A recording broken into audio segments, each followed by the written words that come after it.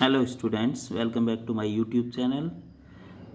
ये इंग्लिश में figures of speech हैं, जिसे हिंदी में अलंकार कहते हैं।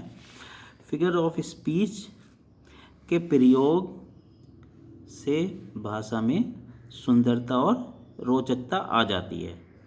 जब हम इन शब्दों का यूज करते हैं जिन्हें हिंदी में अलंकार कहते हैं, तो इस इंटरमीडिएट और 11th में इसके 1-2 नंबर का सवाल आता है।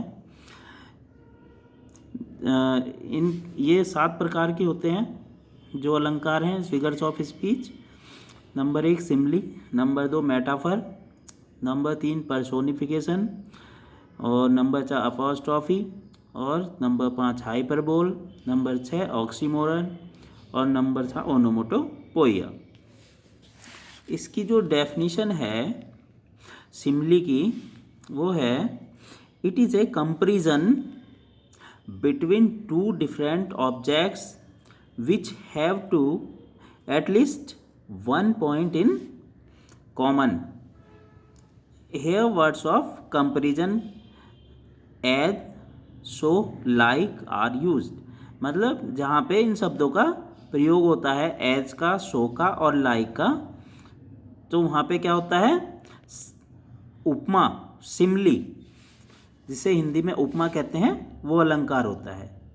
ओके, फिर है इसके एग्जाम्पल है number 1 like, life is like a dream. इसमें लाइक आ गया तो इसमें क्या होगा, सिमली। दूसरा एग्जाम्पल है Shivaji was brave like a tiger. तो इसमें क्या आया, लाइक आया इसमें भी, तो यहाँ पे क्या अलंकार होगा, सिमली। नंबर 2 है मेटाफर, इसे हिंदी में रूपक कहते हैं। It is an implied simile, words of comparison are not use in it. मतलब ये क्या है, यह गुप्त उपमा होती है, इसमें तुलना करने वाले शब्दों का प्रयोग नहीं होता है। जैसे उसमें सो, एज, लाइक का प्रयोग हो रहा था, इसमें तुलना तो इसमें भी होती है, लेकिन इन शब्दों का प्रयोग नहीं होता है। जैसे life is a dream, life is a dream, यहाँ भी तुलना हो रही है। दूसरा एग्जाम्पल है camel is the ship of desert. जो ऊँट है उसको रेगिस्तान का जहाज कहते हैं, तो यहाँ पे भी तुलना हो रही है, लेकिन यहाँ पे एज, सो, लाइक का इस्तेमाल नहीं हो रहा है।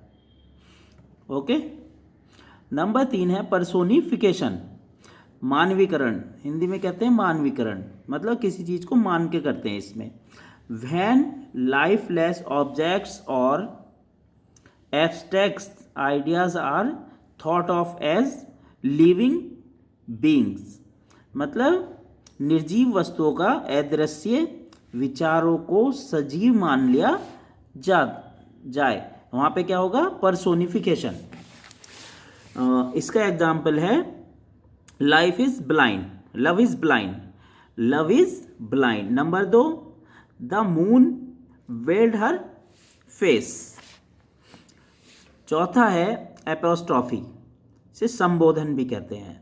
Okay, it is a direct address to the dead person और personified idea.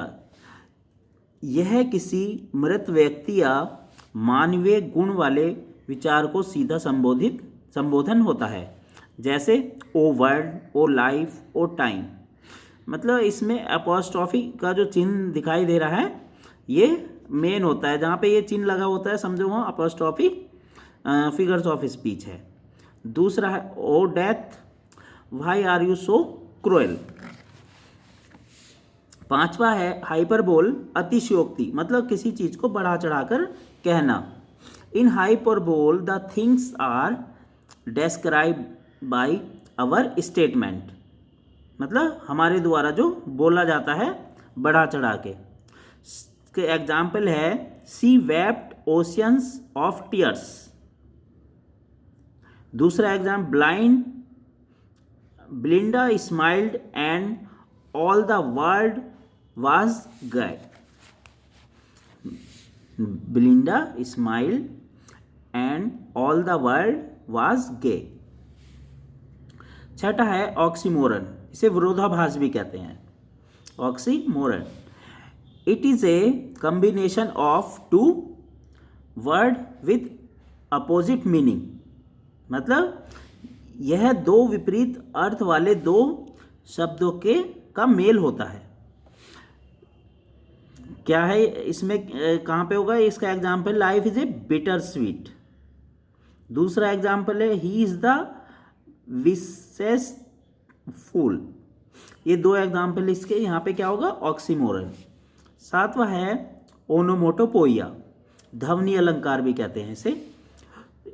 In onomatopoeia the sound of word suggest the sense और मीनिंग.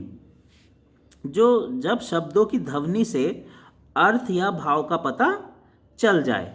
जैसे इसका एग्जाम्पल है द स्नैक्स हिस, मतलब सांप हुंकार मारते हैं. दूसरा है द डॉग्स बार्क, कुत्ते भौंकते हैं. यहाँ क्या है ओनोमोटोपोइया.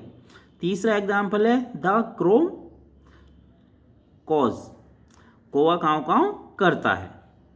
तो ये थे फिगर्स ऑफ स्पीच. आप ध्यानपूर्वक पढ़ लेंगे और इनके जो डेफिनेशन याद करेंगे, इसके कई एग्जाम्पल करेंगे. Okay, thank you.